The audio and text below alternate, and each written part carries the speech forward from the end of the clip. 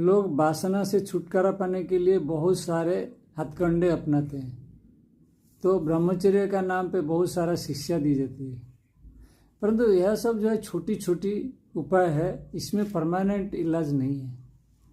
जब तक हम अपना सुंदरता को नहीं जानते हैं, हम क्या है, ये सुंदरता क्या है, ये सौंदर्य क्या है, इसको नहीं जानते, इसका पीछे का रहस्य को नहीं जानते हैं। क्योंकि जिसको हम सौंदर्य सोच रहे हैं उसके पीछे भाग रहे हैं, वो रास्ते में हो, कहीं भी हो, जहाँ भी सौंदर्य दिखाई जाता है हम भागते हैं।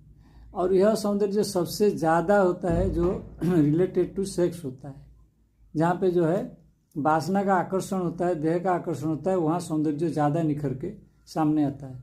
परंतु यह सौंदर्य का पीछे क्या राज है, यह असली सौंदर्य क्या है इसका, उसको जब तक नहीं जाने तब तक कभी भी वासना से छुटकारा नहीं मिलेगा।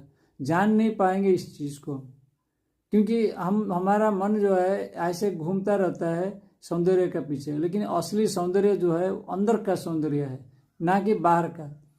बाहर का सौंदर्य हमारा खुद का शरीर भी हमको आकर्षित करता है और दूसरे का शरीर भी आकर्षित करता है। और स्पेशली जो है जो अपोजिट सेक्स होते हैं, जो दूसरे लिंग का होते हैं, तो उससे जो है ज़्यादा होता है वासना का आकर्षण होता है, और मनुष्य में सबसे ज़्यादा होता है और परमानेंट होता है। दूसरे जीवों में जो है यह कभी कभी होता है, वो डिपेंड करता है नेचर के ऊपर, नेचर कब उनको वो सिचुएशन ला के देता है तभी उनके आकर्षण आता है।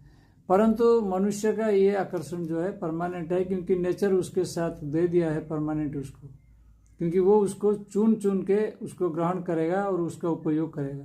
परंतु मनुष्य अगर उसको चुनने में असफल रहा, जान नहीं पा रहे अपना शरीर क्या है, शरीर का उपयोग क्या है, तब फंसेगा। क्योंकि वो बाह्य सौंदर्य जो है उसमें देख के वो फंस जाता है। वो सौंदर्य असल में नहीं है कुछ भी, यह केवल दृष्टि में है, एक वासना का दृष्टि है, और वो सोचता है कि वहाँ सौंदर्य है, क्योंकि वहाँ थोड़ी सी जो है वो लाघव मिल जाता है, थोड़ी सी सुख मिल जाता है टेम्पररी।